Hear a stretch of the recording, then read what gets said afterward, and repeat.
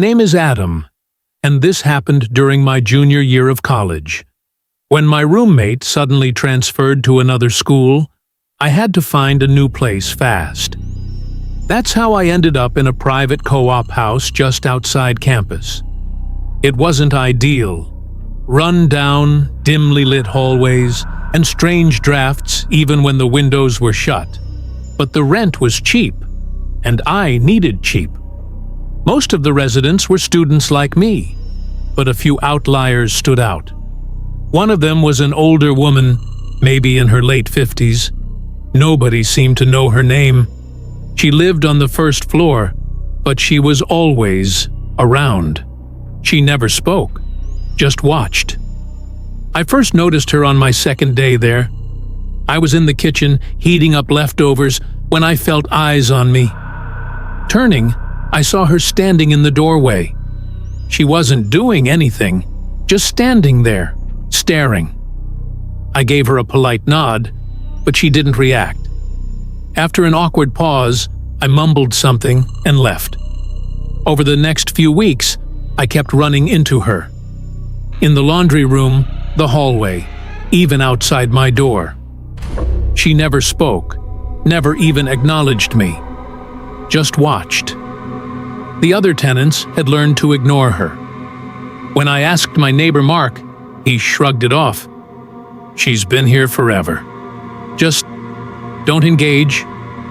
But I couldn't ignore the way she lingered. The way she seemed to appear when I was alone. The way, one night, I caught her in the common area not sitting, not reading, just staring at the dark television screen. Then it got worse.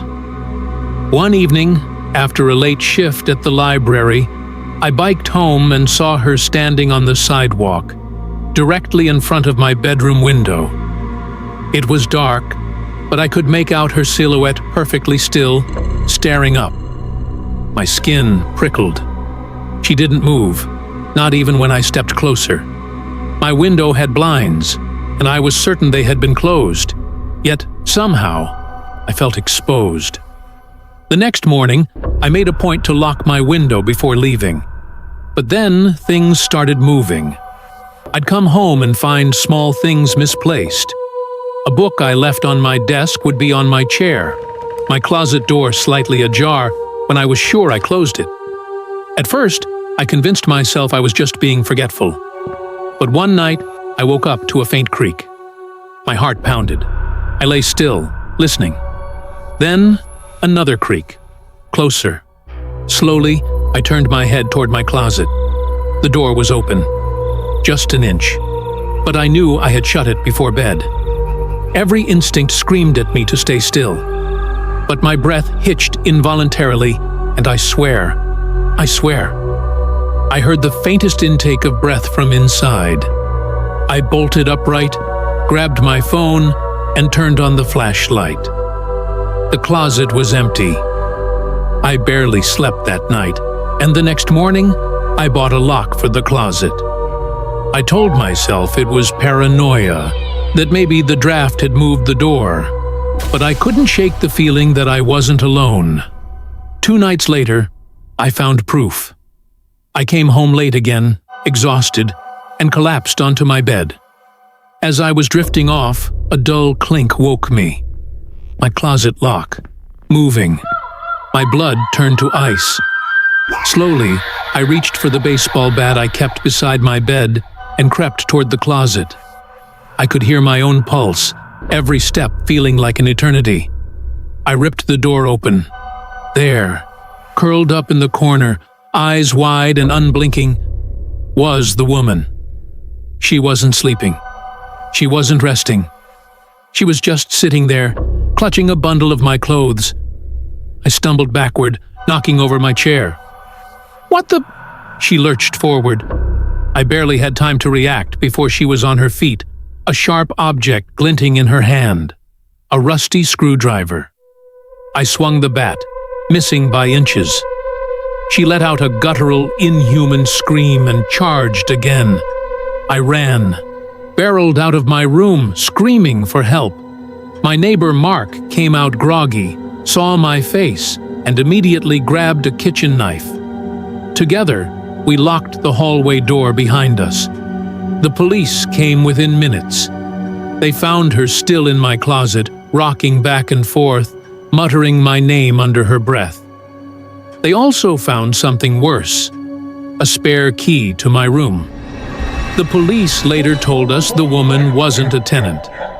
She was the landlord's sister, mentally unstable, and had been living in the crawl spaces between the walls, sneaking into rooms at night. She had picked me. I moved out the next day. I still have nightmares about that closet, about waking up and seeing it slowly creak open, knowing she's still inside, watching, waiting. I sleep with a padlock on my closet door now, just in case.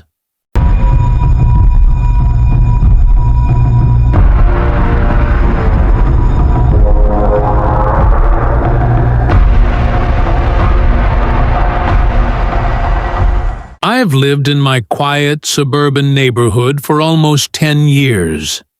It's the kind of place where people wave at each other from their porches and chat about the weather at the local grocery store. My husband, David, and I don't have kids, but we keep busy with our routines. Nothing ever happens here until last year, when our newest neighbor, a young man named Eric, moved into the house next door. Eric was in his mid-20s, good-looking, and always well-dressed. He had a sleek black car, and on weekends we'd see him leaving for what I assumed were expensive social outings. He was polite, always waving to me and David whenever we saw him outside. A friendly guy, if a little private. One day, while I was watering my plants, I noticed a young woman knocking on Eric's door. She had long, jet-black hair and wore a sleek red dress. There was something oddly deliberate about her movements, but I didn't think much of it. Eric answered, and from across the lawn, I could tell the conversation was tense. She spoke with sharp, animated gestures while he kept his hands in his pockets, barely responding. Eventually, she stormed off, and he just stood there, watching her leave. I didn't see her again for a while, but something changed in Eric after that day. He seemed anxious, always glancing around as if he expected someone to be watching him. He started keeping his blinds shut, and I'd see him checking his locks more often than normal. Then, the car came back. I spotted it parked outside late at night, idling under the dim streetlights. The girl, if it was even her, never got out. She just sat there, waiting. The engine would run for hours before the car finally drove away. One afternoon, Eric caught me outside and hesitated before speaking. "Mrs. Turner," he said, looking over his shoulder, "have you seen anyone hanging around my house?" I debated telling him what I'd seen, but something in his expression made me cautious. He looked exhausted, like he hadn't slept in days. "I've seen a car," I admitted. "A woman inside. She never gets out." His face paled. He looked like he wanted to say more, but just nodded. "Thanks," he murmured before heading inside. That was the last time I spoke to him. One night, around 2 a.m., I woke up to hushed voices outside. I peeked through my curtains and saw Eric standing on his porch. The woman in red was there, but she wasn't yelling this time. She was speaking softly, almost pleading. Eric shook his head and stepped back inside. She stood there for a long time before walking away. The next morning, I was making coffee when I noticed something odd. The woman's car was still outside. The driver's side door was ajar, and there was no sign of her. I told David, but he brushed it off. "She probably got tired of waiting and went home," he said. but something about it felt wrong. By the next evening, the car was still there. I decided to go check, my heart pounding as I stepped onto the sidewalk. I peeked inside the car. It was empty. Just a purse sitting on the passenger seat. The strangest part? The car keys were still in the ignition. I knocked on Eric's door. No answer. I knocked again, harder this time. Still nothing. I was about to walk away when I noticed something that sent ice down my spine. His front door was unlocked. I pushed it open slightly and called his name. Silence. Something was wrong. The house was dark, but the air felt heavy, like someone was still inside. I was about to leave when I noticed something at the bottom of the staircase. A shoe. A red high heel. My breath hitched. I turned to leave, but then I heard it. A slow, deliberate creak from upstairs. Someone was still here. I ran. I didn't stop until I was back in my house, locking every door and window. I woke David, barely able to explain through my panic. He grabbed a baseball bat and went next door, but by the time he got there, Eric's house was empty. We called the police, and they searched the house. They found no sign of Eric, but in his bedroom, behind the closet door, they found a hidden crawl space. Inside were blankets, food wrappers, and, most disturbing of all, photographs. Dozens of them, all of Eric, taken from inside the house. The woman in red had been living inside his walls. The police tracked Eric down a week later at a hotel in the next state. He had fled in the middle of the night, terrified for his life. When they questioned him, he told them everything. The woman's name was Lila. She had been his ex-girlfriend. They had broken up over a year ago, but she refused to let go. At first, it was phone calls and unexpected visits. Then, small things in his house started going missing.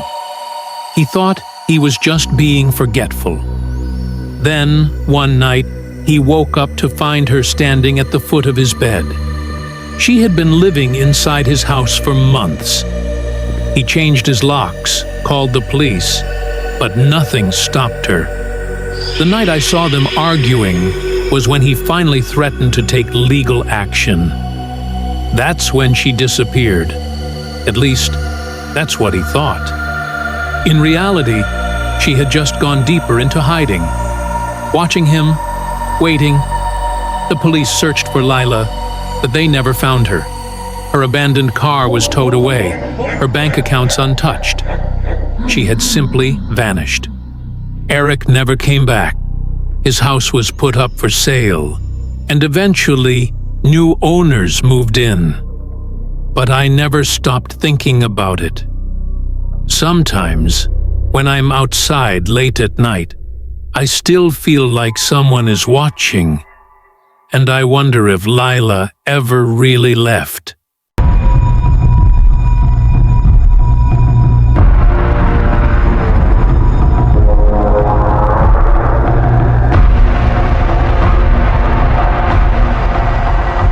I moved to a small town about a year ago. Fresh start, new place, away from the noise and the memories. It was supposed to be peaceful, a chance to escape. The town wasn't too far from the city, but it had a quiet charm. Big old houses, big yards, and little to no crime. Perfect for me, really. I didn't need anything extravagant, just a house with a roof over my head and some peace of mind. When I first moved in, I noticed that my neighbor's house next door was a bit off. It wasn't like the other homes on the street.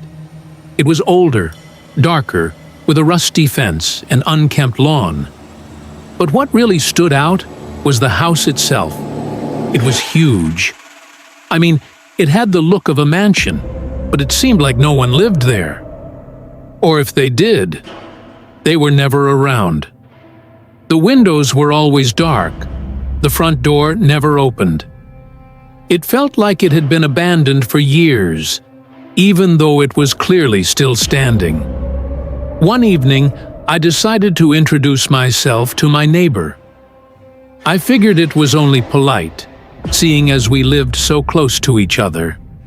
The house was at least 20 yards from mine, but I could see the porch from my window, and I noticed that no one ever seemed to come or go. It seemed empty, and I was curious.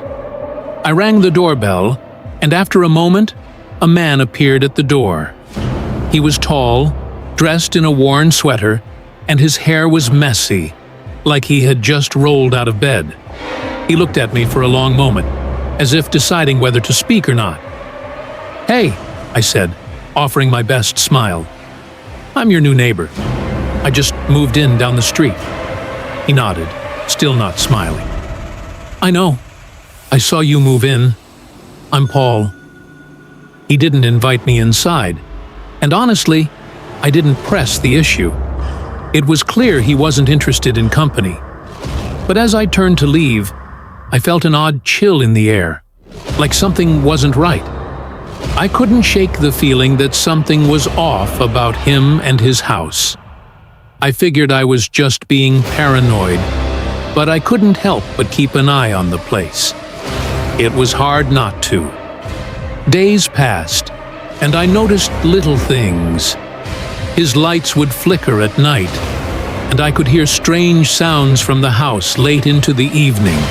Scraping noises, like furniture being dragged across the floor. But whenever I looked over, there was no sign of movement. No one ever came or went, just the same dark windows and eerie silence. One night, I woke up to the sound of footsteps coming from next door. At first, I thought I was dreaming, but then I heard them again. Slow, deliberate steps, like someone was walking up and down the hallway. I glanced out the window, but there was no light on in the house. It was pitch black, except for the faint outline of the old trees swaying in the wind. I figured it was just my imagination. But the next day, something strange happened. I walked over to Paul's house, wanting to finally ask him what was going on. Maybe he had an explanation for the noises, or maybe I was just being weird. I knocked, but there was no answer. I tried again, this time harder, but nothing. It wasn't locked, so I decided to try the handle. To my surprise, the door creaked open. I stepped inside, unsure if I was intruding, but I couldn't just leave it like this. The house was cold, too cold for a place that was supposed to be lived in. The floorboards creaked beneath my feet as I slowly walked through the dark hallway. The air smelled musty, like it hadn't been aired out in ages. But there was something else, too. Something metallic, like blood. As I walked further, I heard soft, muffled noises from upstairs. I froze. It sounded like whispers. Low, unintelligible voices, mixed with the sound of something being dragged. My heart raced, but I couldn't turn back now. I had to know what was happening in that house. I crept up the stairs, and that's when I saw it. At the top of the landing, a door was slightly ajar. I could hear the whispering more clearly now, like it was coming from behind that door. My hand shook as I reached for the doorknob, pushing it open just enough to see inside. What I saw made my stomach turn. There, in the middle of the room, was Paul. But he wasn't alone. He was standing over what looked like a table, his hands covered in something dark and sticky. There were several figures standing around him, their faces obscured by hoods, watching him intently. I couldn't make out their faces, but I could tell they weren't there to offer help. The room was filled with strange symbols on the walls, symbols I didn't recognize, and in the center of the room there was a large mirror. But it wasn't a normal mirror. It was cracked, jagged, and seemed to shimmer with an unnatural glow. Paul turned, and for the first time, I saw his eyes, wide and bloodshot. His face was pale, and there was something unnatural about him. He smiled at me, but it wasn't a friendly smile. It was twisted, like he knew exactly what I had seen. "Welcome to my world," he said, his voice low and guttural. "You should have stayed away." Before I could react, the door slammed shut, and I found myself stumbling backward down the stairs, panic coursing through me. I ran out of the house, slamming the door behind me. My hands trembled as I fumbled with my phone, calling the police. But when they arrived, the house was empty. There were no signs of anyone inside, no traces of anything strange. The next day, Paul was gone. His house was abandoned, the door wide open like he had never even been there. The police found nothing. No trace of the strange people I had seen. No record of Paul ever living there. It was as if he had vanished into thin air. And yet, I still hear the whispers at night, faint and distant, coming from the direction of that house. I haven't been back since that night, but every time I look over, I see shadows moving in the windows. I don't know what happened in that house. I don't know what Paul was really involved in. But one thing is certain. There's something dark in that house. Something that still lingers, watching. And I don't think it will ever leave. If you ever move to a quiet neighborhood, be careful about the houses next door. Some of them might be hiding things you're not meant to see.